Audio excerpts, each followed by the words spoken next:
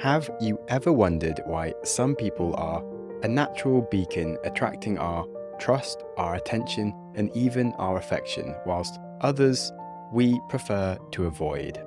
Well, besides personal taste, there are traits that apply across all humans that will have that effect. And today we're going to dive into why we are energized by some people and depleted by others. So, if you want people to be drawn to you and have them feel that they want to be around you, if you want to be more effective in every role that you play, and if you want to actually just feel better, well, you might be looking to tap into what psychology calls the heliotropic effect. It's a term hijacked from biology and nature where plants grow towards the sun. They do this in such a consistent manner that's almost as universal as objects falling towards the ground due to gravity, just a bit slower. Plants grow towards the warmth and life-giving energy of the sun with an unyielding attraction, and we can be like a sun to others. To explain the heliotropic effect in detail, I have psychologist Dr. Harry Cohen on the show. He has also had a career as an executive coach and ran a successful restaurant, and is the author of Be the Sun, Not the Salt. The book is a short and straightforward manual for living with purpose and kindness that uplifts others and draws them to you. And I found it a really uplifting reminder of what positive behavior looks like and a guide that we can all learn from. So if you have ever wondered how you can be more effective in communication whilst also being a kinder and happier person, this is the episode for you.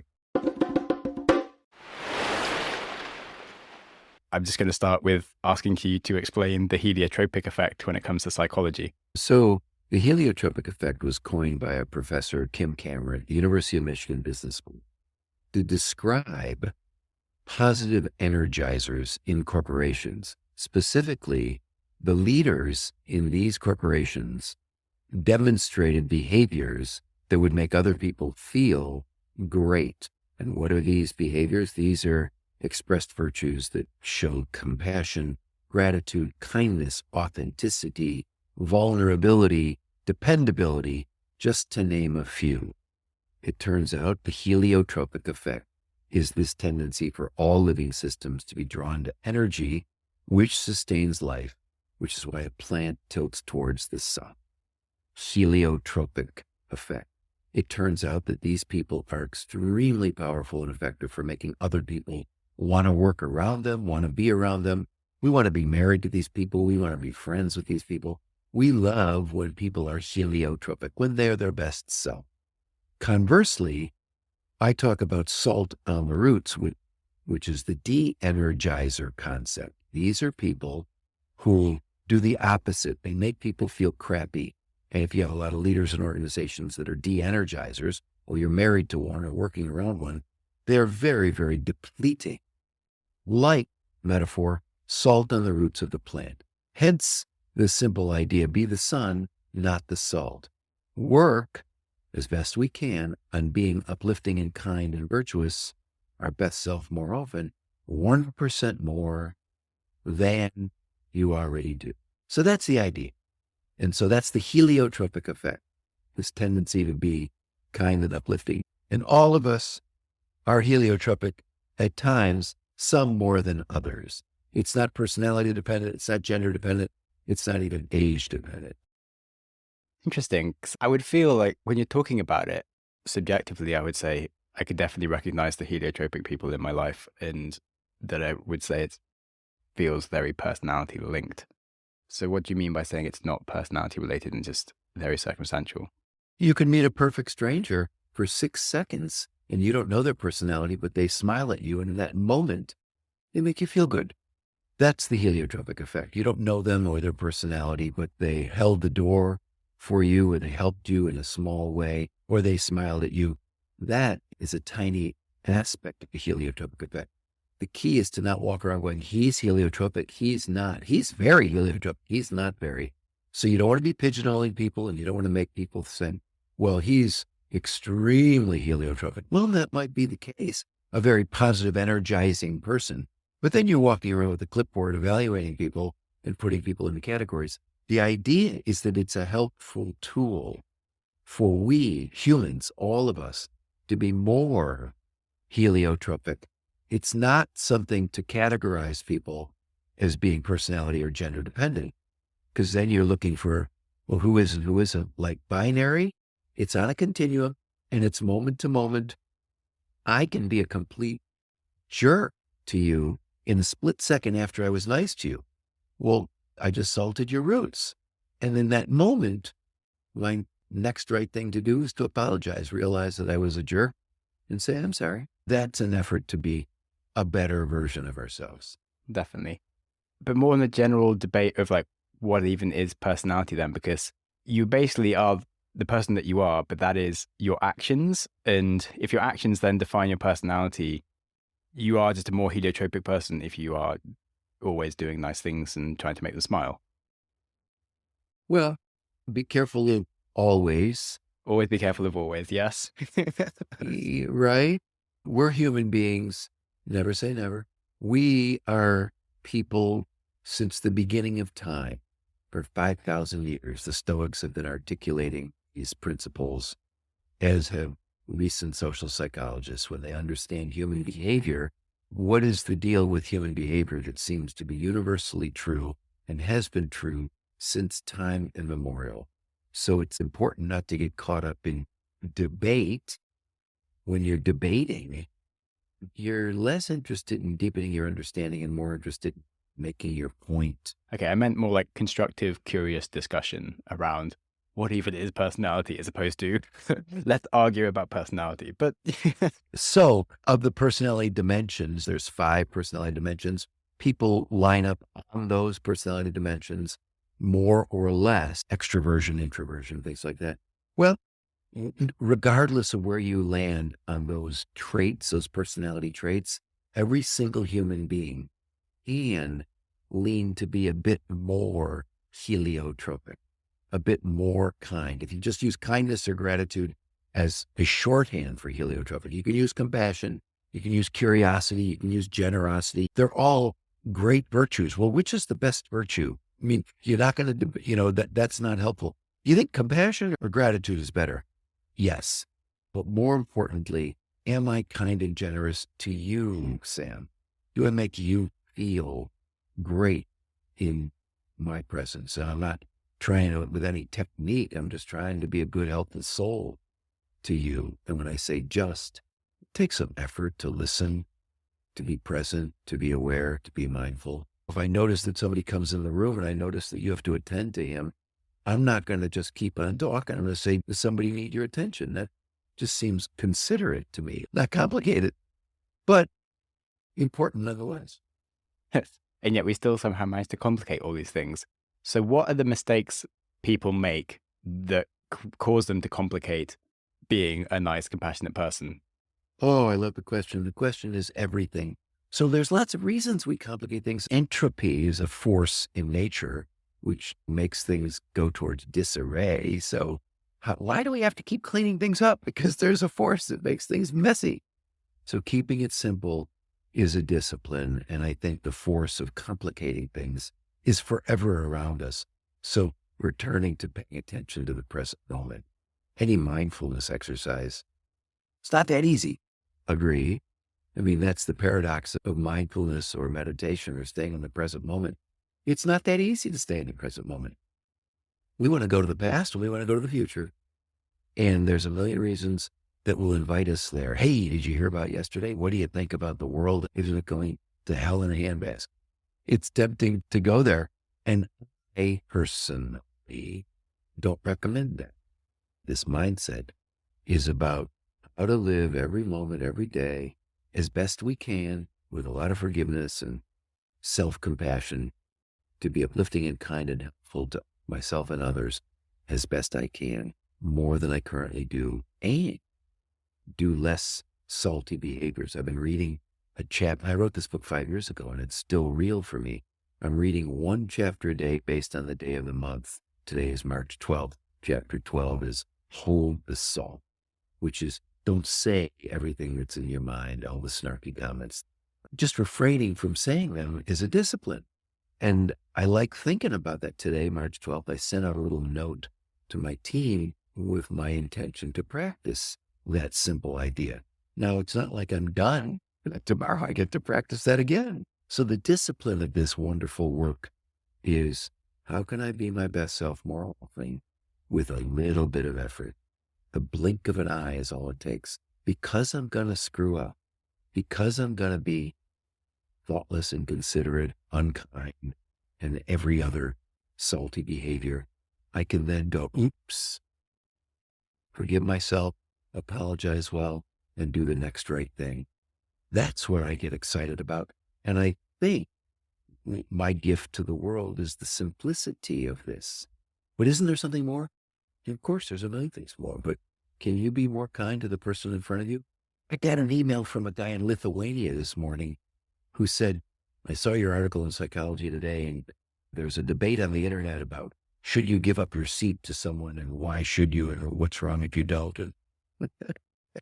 And, he asked me for my opinion, which I said, the question is, well, how do we encourage others to be more kind? And I said, just by being more kind yourself.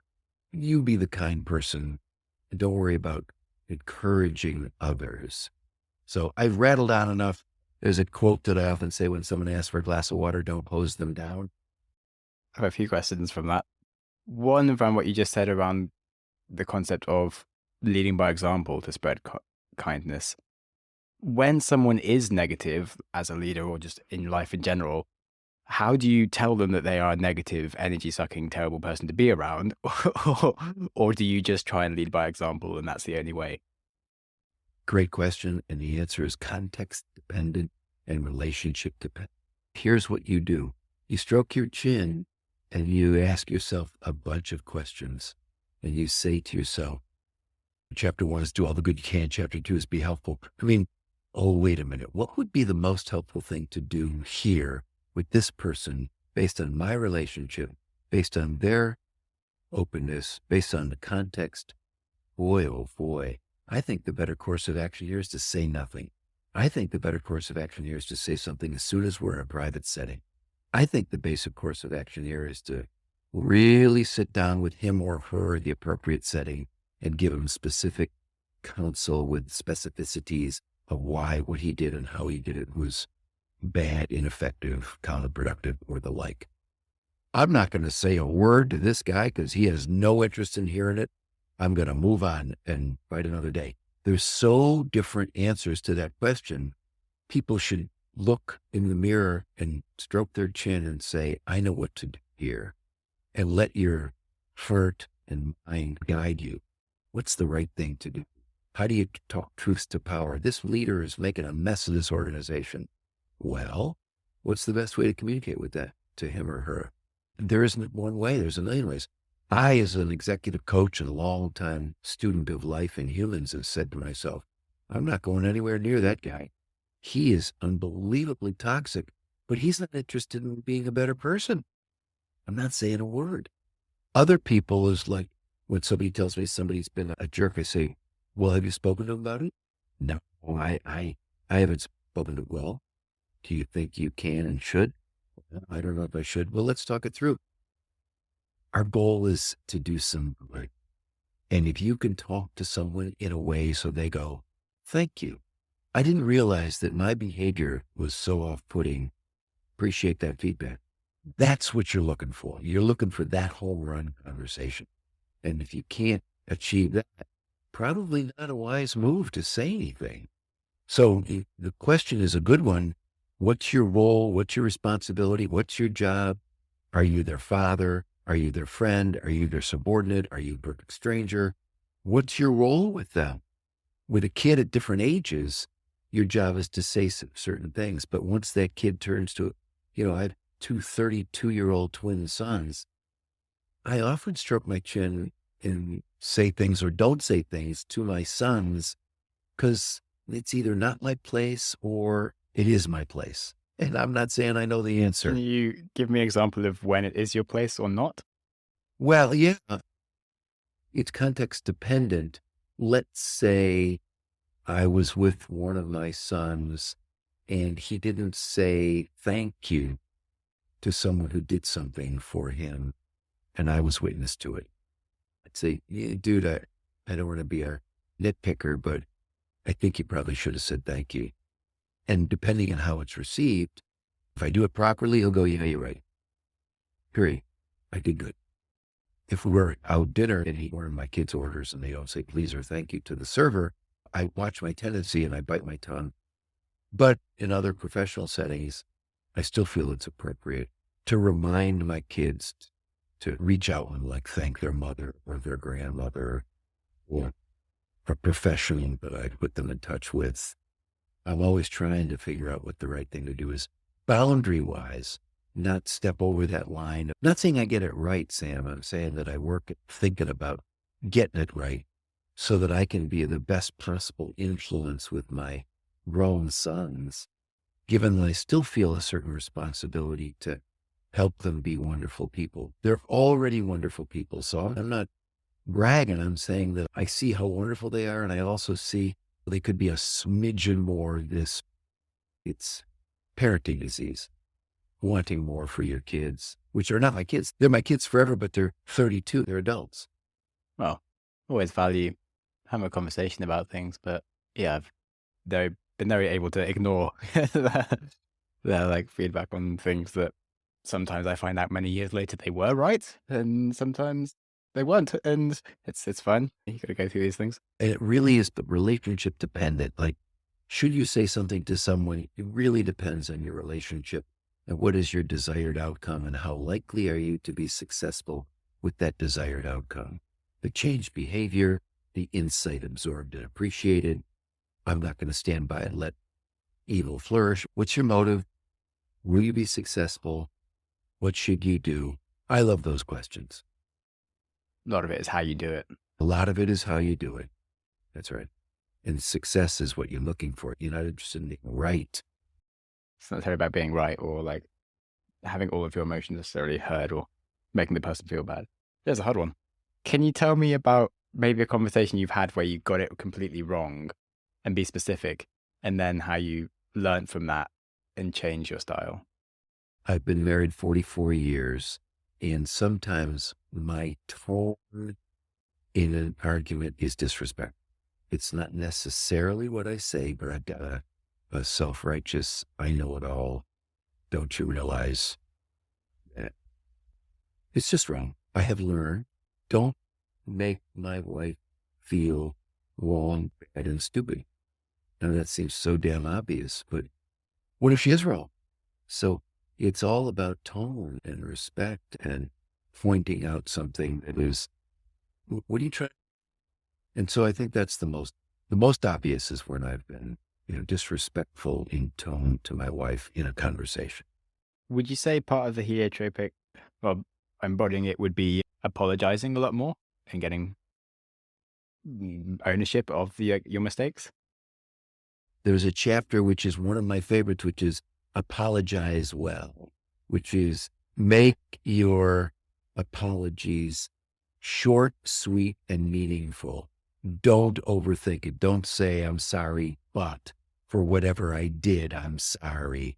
You know what I mean? Learning to apologize. I was on a talk with an executive team. One of the leaders said, could you speak about apologizing? Well, it is such an important skill to learn. I am sorry for what I did and what I said, and it won't happen again. That's a good apology. I feel bad. I have no excuse. A bad apology is, for whatever I did, I'm sorry. I'm sorry you feel that way. I'm sorry, but all of the ways that people don't apologize. I guess I'm sorry. What? You guess you're sorry? And so my point is, yes, to your question, learning to apologize for our boo-boos is really a great skill, something we have to practice forever. I have to practice forever. It's the beauty of this work for me is that this is forever, never done, good work, sharpening our soul, like compound interest. You do a virtuous deed, you do a kind deed, $1 a day is a lot of money. You do that for 30 years, it's a lot of money because of the compounding effect. You do a kind deed, a heliotropic deed, or 2 or 3 every day, you're going to become a wonderful human being. On the subject of negative emotions, how do you embrace the fact that you do need to be negative or like feel negative sometimes without being a downer, maybe? Such a great question. And here is the answer. Drumroll. This gets at the essence of toxic positivity. To understand, oh, there's a great woman from Harvard. She talks about this a lot. It's emotional authenticity. It's about identifying your feelings, naming your feelings, accepting of what you feel, but not laying them on other people or pretending that you don't feel what those negative feelings are. They're just feelings, even labeling negative feelings. You can feel angry. You can feel sad. You can feel disappointed. You can feel frustrated. You can feel depressed. They're all fine feelings. Knowing them, naming them allows you to have some distance from them so that they don't consume you and other people. You are not your feelings.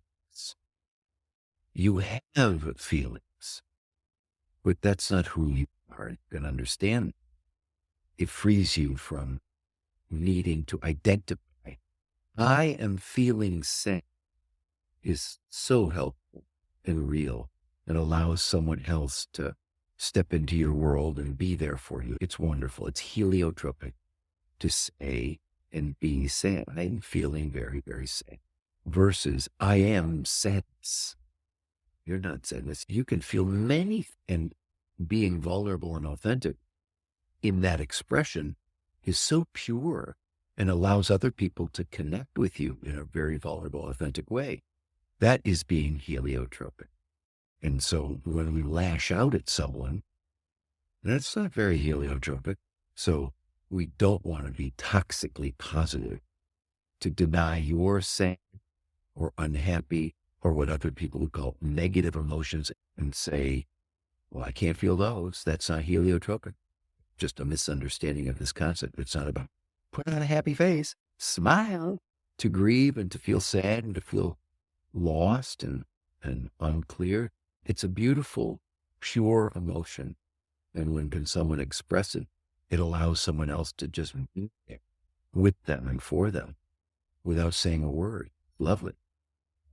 I hope people really understand that. Be the sun does not mean, well, don't feel sad. I'm not saying. I'm saying when you feel sad, only find a friend, hopefully, that you can say, I feel really sad. Will you allow me to be sad with you? Just be there for me and let the other person go, I got your back, man. That's what heliotropic behavior looks like. So on that subject of authenticity, there is, of course, the common phrase saying fake it to make it. And then, because I had been going to ask you, even like, let's say I've read the book or listened to you and I've been like, yes, this is so correct. I want to implement all of these like actions and become a more heliotropic person and like be the sun for everyone around me. It's easy to read and agree with theories and be like, yes, everything is right. And then like walk straight into life and get everything wrong. How do you stop that from happening and actually do it? There's a chapter in here, it might be the most important. Knowing isn't doing. None of this matters. None of what we're talking about matters unless you and I do it in the moment, every moment as best we can. Hold the door or hold your tongue. They're both good. Smile at a stranger. Show up on time. Do all the things that we are talking about as best you can. It is in the action that you learn anything. I was just reading this great book by General Mattis, his memoir, Call Sign Chaos, and he was quoting Aristotle. And Aristotle said, you learn courage or bravery by performing brave deeds. You don't study bravery. You can't learn to surf from a book. You can't learn anything per se, but by doing. And it is in the doing that the learning is there. And then you get to do it again. What's the best way to communicate with my mother? Pick up the phone.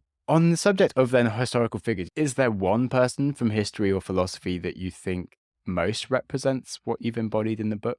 I like to follow exemplars in real life, not mythical historical figures. Honestly, Buddha, Jesus, they're people with families and responsibilities and jobs. The woman who wrote the foreword to the book, Mindy Allman, is such an exemplar.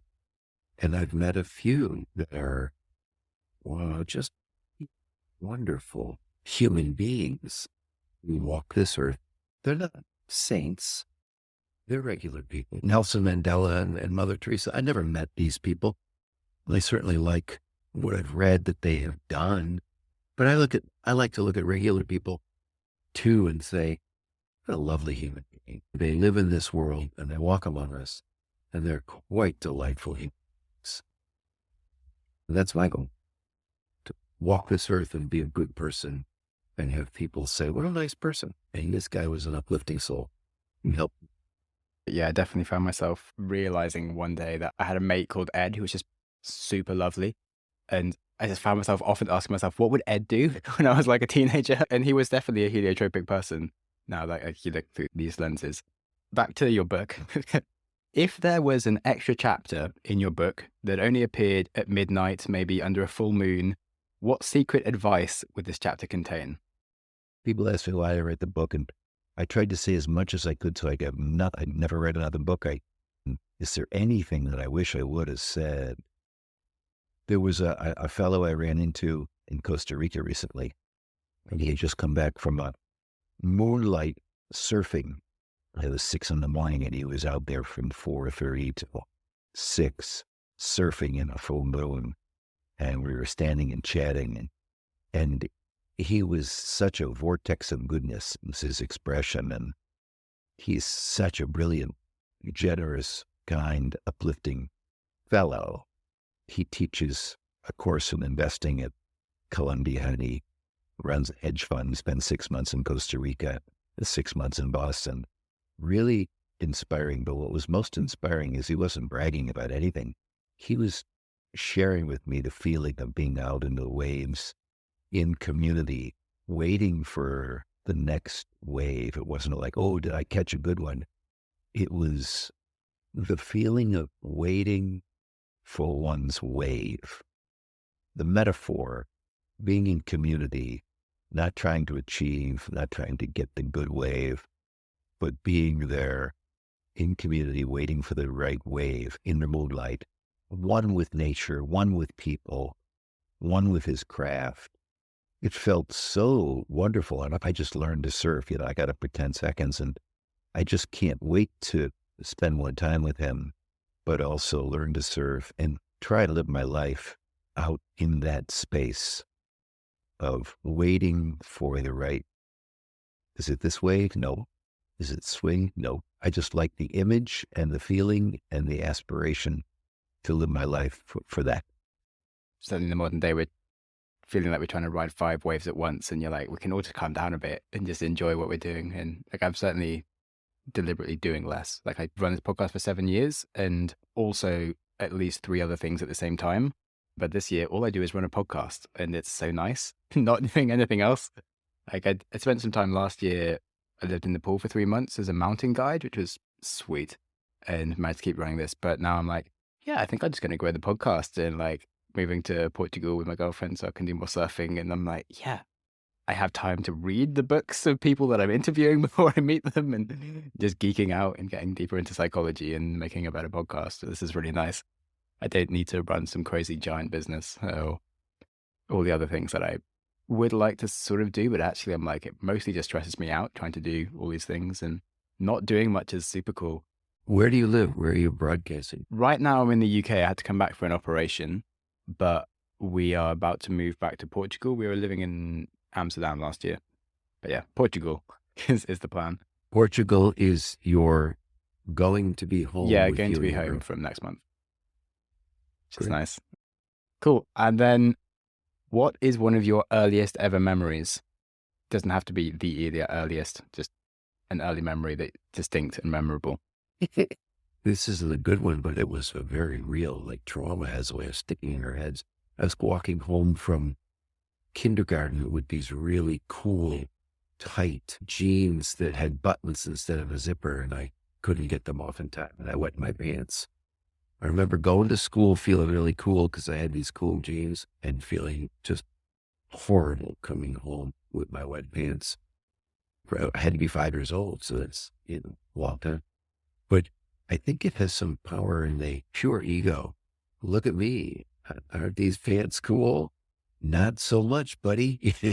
I like the question. It's interesting. Like, it's usually something to do with kind of some feeling of shame or like a strong emotion, generally speaking, it's usually when you get something wrong. Like, I remember jumping on my dog's tail and it crying and being like, maybe I shouldn't jump on my dog anymore. Like when I was young. I had another one. I put a pencil into my dad when he sat down on the front seat of the car. It's a cartoon. Like, look at this. I'm going to put a little pencil. Want to be funny? And he was like, ow, the hell did you do? It's bleeding. Like, what? But it was literally a cartoon. Yeah, interesting. So good to hear. Thanks for sharing. You're welcome. Again, you don't have to necessarily choose the best example, but do you have an example of one of the kindest things that someone has done for you? I was trying to take my sons to the national championship that the University of Michigan was in the United States as a college national championship game. And all the flights were canceled. And a friend lent me her NetJets membership to fly in a private jet to make sure that I could spend with my sons. It was extremely generous. Thank you. You don't need to do that. That's cool. Okay, nice. Well, thank you so much for coming on the show. My absolute pleasure, and I would love to have another conversation with you, but that's up to you. Thank you very much. If you want, and we'll make it happen. Nice. Well, thank you for Harry coming on the show. I found his concepts really did chime with Stoicism, Buddhism, and of course, the growth mindset. And it's always fascinating to learn things that we maybe already know or have an idea about, but from a different perspective. As I was originally trained as a biologist myself, it was curious to see a concept from biology applied to human behavior. And as he said, the most important part of any of these things is the doing. It's easy to listen to a podcast or read a book and agree with everything whilst accidentally forgetting to genuinely implement it. So I would challenge you today to reflect on one thing that resonated with you and find a time and a place where you can genuinely do something about making it better. Pick an action and commit to changing that one behavior, whether it's being more authentic with an apology or kinder with the way you treat others or going out of your way to promote someone. I'm sure there's something that you can do, so write it down and get it done. I enjoyed everything about this conversation, but funnily, perhaps my favorite bit was the idea that he'd missed out from his book, which I especially loved. The metaphor of waiting for the right wave and not being in a rush, just being calm, open to opportunity, coming at the world from a place of abundance rather than constantly chasing success, trying to control all the things around us. I thought that point was really special and especially resonated with me because, as I said, I felt so much calmer working just on the podcast instead of having multiple businesses and general chaos going on. And I've also felt like I am waiting for the next big wave from a very calm and natural place, which leads nicely into me giving a short plug for my new podcast where I am doubling down on my slight learning addiction, where I want to try and understand absolutely everything. And I'm reading a ton of psychology, science, history, economics, politics, philosophy, etc. And I'm pulling out all the frameworks and mental models to understand how the world changes by reviewing all the biggest innovations that have ever happened across history in order, and then teaching you how to change the world. So you will hear me going on about this podcast a bit because I'm excited. So I am sorry for how much you might hear about this show, but I also think that if you enjoy listening to me on the growth mindset, you will love my new show called How to Change the World. And on that, it's been great having you with me. If you're feeling generous, you can leave a review. And if not, don't worry about it.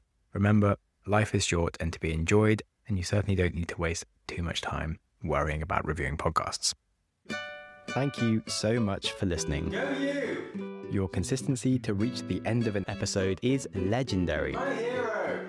If you have any ideas or feedback for the show, I'm always interested to hear from you. You're the best! Studies show we need time for information to sink in, so I'm going to give you a 5-second pause, silence, to reflect on one idea from the show before you jump back into your busy life. Ready and go.